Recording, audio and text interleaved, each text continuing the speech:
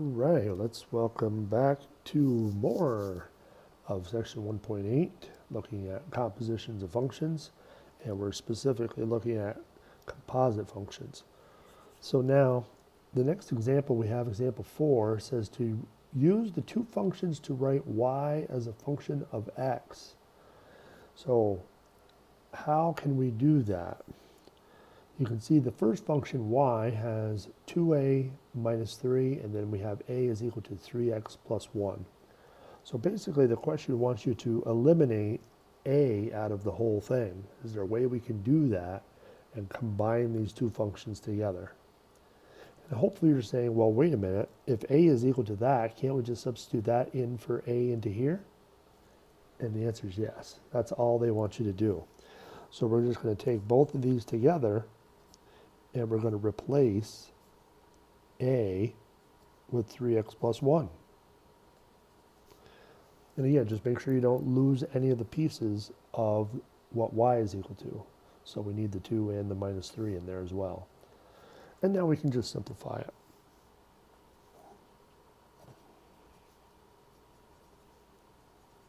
So distribute first, and then combine. So 6x minus 1 should be now the function y as a function of x. All right, so not anything too crazy there. It's just a different way to word a composite situation. So now, if we look at 5, 5 is a discrete example, discrete functions. So we do have two functions, f and g here. There's, they satisfy all those conditions that we've talked about before. That it doesn't have more than one y value for a single value of x. That's the big one that we got to be careful about. So now I do have a notation in here that wants me to switch these two around, and you'll see why in a second. But let's do it the way it's listed here and see what the problem is.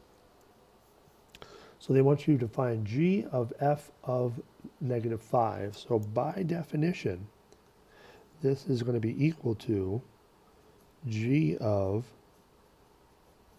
f of negative 5. So we first, just like with the previous one, we want to start with the innermost and replace that. So the question is, what is f of negative 5? F of negative 5. So we'd have to have some sort of input in function f be negative 5. And we don't. None of these x values are negative 5, so we can't even do this problem. So there's the issue with that. But let's see what happens when we flip it.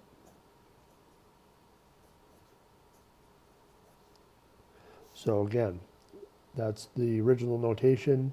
We write our user-friendly notation.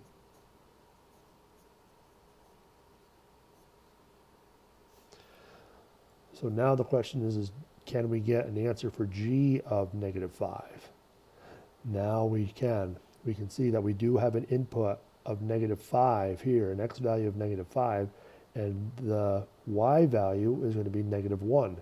So we can replace all of this g of negative 5 with negative 1. And so now we can go back to function f and see if we have an input of negative 1. And we do.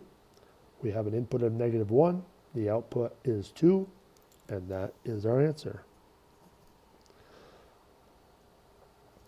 All right. So that's an individual value in the domain of g. But what happens if they want just an overall blanket function? What is the function f of g going to look like based on this information? Well, now we have to look at all the inputs for g and see what happens to them under this composition. So the first number we have is to look at, well, I'm going to do them one at a time. Let's look at f of g, let's look at f of g of 0. That's the first input in g. So if we do that, we're going to get, well, g of 0 is 2. So this should be equal to f of 2. And now f of 2 is going to be equal to 4. So that's going to be equal to 4. So that's going to mean that our first ordered pair should be an input of 0 gives us an output of 4. All right, now let's go to the next one. So next one is a negative 5. So let's look at f of g of negative 5, which we already know is 2. So that means we have another ordered pair of negative 5, 2. All right, and then the last one, input is negative 3. So that first replacement of 1 for g of negative 3. And now f of 1. Well, we don't have an input of 1 in function f. So this is a bust. Nothing there. So the only two ordered pairs are going to be in that composition function. So 0, 4 and negative 5, 2. That's the way it is. It all has to be in place and line up just right, otherwise it doesn't work. So we have it work for the 2 cases, but not for the third. All right, let's try a series of combinations. So we got 3 functions, and they want you to compose them in this way. F composed with H composed with G. Now, by definition,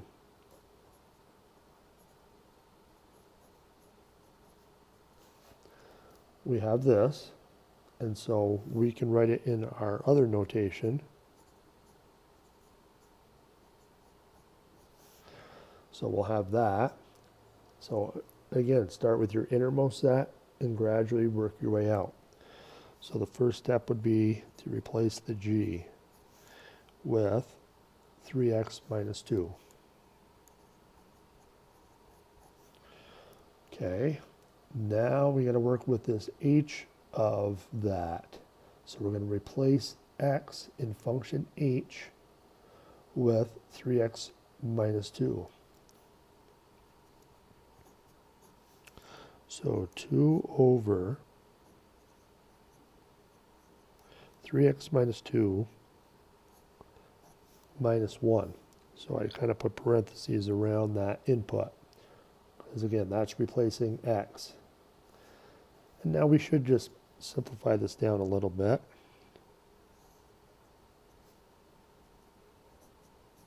So 2 over 3x minus 3. All right, and now the last step. This input of 2 over 3x minus 3, we want to put that into function h. So we should get the square root of 2 over 3x minus 3. Now, if we wanted to make that pretty, we could get rid of the square root in the bottom and all that good stuff. I'm not too worried about that. This would be an acceptable answer in my book. Other instructors might be more rigid, but this is fine. This is equivalent. So, all right, let's try one more, and that will wrap up this section. So this one wants you to show that when you compose the functions, you get x, and then when you compose the functions in the opposite direction, you also get x. So in this case, it looks like you get the same result no matter which way you compose them. Well, let's verify. Based on these two functions, it should happen. Now, the one thing that you will notice when you compose these is that there's going to be some cancellations that happen in a specific order. And when you reverse the composition, it's going to reverse the cancellations. And that should always happen. So let's just see. So first step would be to replace our g of x with our fraction there. So x plus 1 over 2. And now we can replace x in our f function with this input. So we want 2 times x plus 1 over 2. and then we want the minus 1 at the end. Now, looking at this quickly, you can see that there's going to be some cancellations, but the order is important. What cancels out first in this simplification? The first thing we should be able to cancel are the 2's. Multiplication cancels before addition and subtraction 1. So now we're left with x plus 1 minus 1. The 1's cancel, and we get x. So there's 1/2 of it shown. When we reverse our order, now we want to plug in f, which is the 2x minus 1. So that's going to be our input into function g. So we want to replace the x with that 2x minus 1. And again, I'll use parentheses just to kind of show. Now, again, I said that the multiplication canceled first here and the addition canceled second. It's not always that order though. It's all based on how it's written. In this case, do we want to cancel those 2's out first? No, we can't cancel those first because if we remove the parentheses, the 1's are going to cancel first. And so that would leave you with 2x over 2, and that will also equal x. So don't be, slacking, I guess, as far as how you do those cancellations. The order is important. And if you don't do it correctly, I'm going to call you out on it. So definitely try to make sure you do it correctly. And if you have questions, let me know. So that wraps up this video. So we're going to get into the last section of chapter 1, 1.9 in the subsequent videos. So see you soon.